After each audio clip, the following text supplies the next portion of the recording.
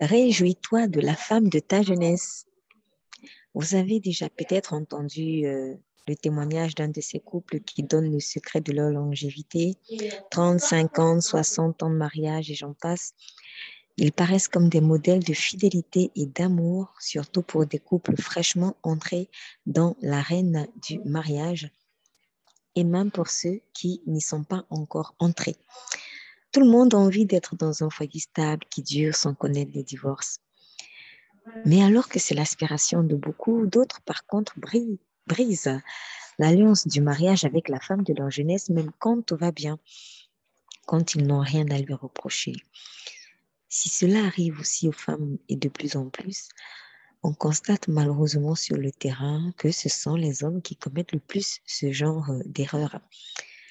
Quitter la femme que Dieu leur a donnée, celle avec qui pendant des années ils ont bâti leur foyer, à qui ils ont promis fidélité devant Dieu et devant les hommes, celle avec qui ils ont galéré, celle qui les a aimés quand ils n'avaient rien, celle qui les a supportés avec leurs défauts, celle qui les a soutenus financièrement dans la prière, celle sans qui ils ne seraient peut-être pas ce qu'ils sont aujourd'hui parce que personne ne misait sur eux, celle qui leur a montré un amour indéfectible, celle qui pardonnait constamment leurs égarements quand une autre femme à la place les aurait plutôt quittés.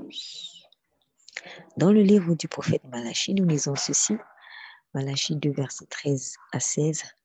Voici une deuxième chose que vous faites, vous couvrez l'autel de l'Éternel de larmes, de pleurs, de gémissements, de sorte qu'il ne prête plus attention aux offrandes et qu'il ne peut plus rien accepter, qu'il ne peut rien accepter de vos mains. Et vous dites pourquoi? Parce que l'Éternel a été témoin entre toi et la femme de ta jeunesse que tu as trahie. Et pourtant, elle était ta compagne et la femme avec laquelle tu étais lié par une alliance. Personne n'a fait cela avec un reste de bon sens. Un seul l'a fait. Pourquoi? Parce qu'il recherchait la descendance que Dieu lui avait promise.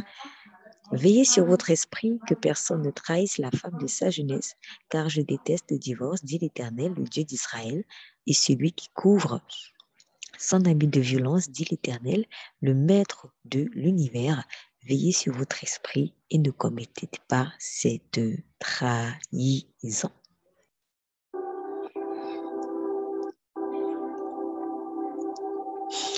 Le divorce, ici dans d'autres versions de la Bible, est traduit par répudiation. On se souvient d'ailleurs de la question posée à Jésus à ce sujet par des pharisiens. Marc 10, versets 2 à 12.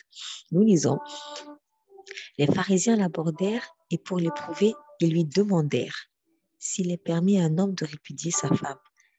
Il leur répondit, que vous a prescrit Moïse? Moïse, dirent-ils, a permis d'écrire une lettre de divorce et de répudie. Et Jésus leur dit, c'est à cause de la dureté de votre cœur que Moïse vous a donné ce précepte. Mais au commencement de la création, Dieu fit l'homme et la femme. C'est pourquoi l'homme quittera son père et sa mère et s'attachera à sa femme. Et les deux deviendront une seule chair. Ainsi, ils ne sont plus deux, mais ils sont une seule chair. Que l'homme donc ne sépare pas ce que Dieu a joint. Lorsqu'ils furent dans la maison, les disciples l'interrogèrent encore là-dessus. Il leur dit, celui qui répudie sa femme et qui en épouse une autre commet un adultère à son égard. Et si une femme quitte son mari et en épouse un autre, elle commet un adultère. On comprend donc qu'il y a la volonté permissive de Dieu et sa volonté parfaite. Si Dieu avait toléré des choses chez certains, en particulier dans l'ancienne alliance, la puissance du Saint-Esprit avec laquelle nous marchons aujourd'hui, à laquelle nous avons librement accès depuis le sacrifice de Jésus-Christ, nous encourage davantage à rechercher la volonté parfaite de Dieu. Par exemple, Jésus dit, aimez vos ennemis lorsqu'on disait œil pour œil, dent pour dent, ou alors tu haïras ton ennemi. Lire Matthieu 5, versets 38 à 45. En ce qui concerne le mariage, Dieu n'approuvera pas que nous divorcions d'avec une personne qu'il nous a donnée comme femme ou comme mari. Malheureusement, certains, sans le vouloir aussi, subissent le divorce. Ils ne l'ont pas forcément cherché, mais leur conjoint tient absolument à les quitter. Dans ce cas, sachez que Dieu vous restaurera. Il est puissant.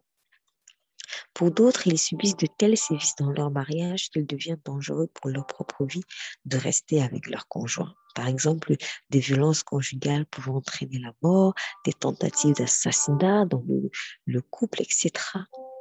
Dans ce cas, une personne qui agit de la sorte à l'égard de sa femme a déjà divorcé d'avec elle dans l'esprit. Si vous cherchez à tuer votre femme ou si vous la battez, vous êtes en train de rompre l'alliance établie avec Dieu et avec elle. En effet, vous ne pouvez maltraiter votre propre chair. Un homme est censé prendre soin de sa femme comme de son propre corps à l'image de Christ. Éphésiens 5, versets 25 et 28 à 31.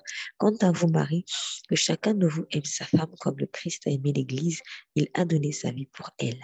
Voilà comment chaque mari doit aimer sa femme comme si elle était son propre corps. Ainsi, celui qui aime sa femme s'aime lui-même, car personne n'a jamais haï sa propre chair. Au contraire, chacun la nourrit et l'entoure de soins comme le Christ le fait pour l'Église, parce que nous sommes les membres de son corps. C'est pourquoi l'homme quittera son père et sa mère pour s'attacher à sa femme et les deux ne seront qu'une de seule chair. Avant d'être matériel, le divorce est d'abord spirituel et de nombreuses attitudes vis-à-vis de votre femme montrent que vous l'avez déjà quittée dans votre cœur. En plus des quelques exemples déjà cités, il y a aussi la trahison de l'adultère. Matthieu 19, verset 9.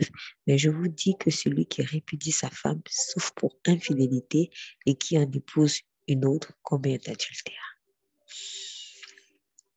Proverbe 5, verset 18 à 20. Que ta source soit bénie, fais ta joie de la femme de ta jeunesse, biche des amours, gazelle pleine de grâce, que ses seins te rassasient constamment, enivre-toi sans cesse de son amour. Pourquoi, mon fils, t'énerverais-tu d'une étrangère et embrasserais-tu la poitrine d'une inconnue? Plusieurs facteurs entrent souvent en jeu ici.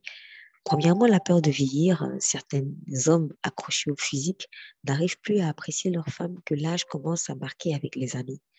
Mais c'est oublier que la beauté physique n'est pas une fondation suffisante pour bâtir un mariage devant Dieu. C'est plutôt son amour qui solidifie le lien du mariage. Le corps de l'un et de l'autre se flétrira assurément. Et si à cause de cela, vous courez après une autre personne plus jeune, c'est que vous avez besoin d'être restauré dans la vision de votre propre corps. Deuxièmement, l'orgueil de la vaine gloire. D'autres encore commettent l'adultère une fois qu'ils deviennent plus aisés financièrement ou parce qu'ils ont acquis plus de pouvoir. Le prétexte avancé ici est de trouver une femme qui, soi-disant, réponde à leurs nouveaux standards de vie. Si effectivement cette nouvelle femme, après qui vous courez, répondait à vos standards, Dieu vous l'aurait donné depuis longtemps. Et elle aurait peut-être semé avec vous dans le désert. Elle vous aurait supporté quand vous n'aviez rien et n'aurait pas seulement débarqué quand votre niveau de vie change. Par ailleurs, vous ne pouvez acheter l'amour de quiconque au risque de récolter du mépris. Des Cantiques, chapitre 8, verset 7. Même si un homme offrirait tous les biens de sa maison contre l'amour, il ne s'attirerait que le mépris. Ensuite, le refroidissement spirituel. En général, celui qui se sépare d'avec la femme de sa jeunesse s'est au préalable séparé de Dieu, car seul l'amour et la fidélité à Dieu permettent d'aimer et d'être fidèle à sa femme. Lorsque l'amour pour Dieu a disparu, l'amour pour sa femme disparaîtra également. Enfin, le non-pardon, c'est l'expression d'une dureté de cœur. Nous faisons tous des erreurs. Si votre femme vous a déçu, pardonnez-lui. C'est comme cela que Dieu agit envers nous. Il ne s'empresse pas de nous quitter aussitôt que nous avons chuté. Manifestons donc la compassion de Christ envers notre conjoint. Si Dieu vous a vraiment uni à cette femme, Marie, ayez de la crainte, ne méprisez pas le don de Dieu. Proverbe 19, verset 14, on peut hériter des parents une maison et des richesses, mais une femme prudente est un don de l'Éternel. Proverbe 18, verset 22, celui qui trouve une femme a trouvé le bonheur, c'est une faveur qu'il a reçue de l'Éternel. Bien-aimé, si vous êtes découragé à cause des difficultés dans le foyer, demandez à Dieu de rafraîchir l'amour que vous aviez pour la femme qu'il vous a donnée et que vous avez délibérément choisi. Il le fera, car notre Dieu s'appelle fidèle. Courage, vous pouvez y arriver. Jésus vous aime énormément. Nous prions. Saint-Esprit, viens me restaurer dans ma relation avec ma femme. Aide-moi à revenir à elle d'un cœur sincère. Pardonne-moi de m'être détourné de ton alliance. Donne-moi la force de résister aux tentations qui viennent détruire mon foyer. Amen. C'est le pasteur Estelle Djingué. Soyez bénis.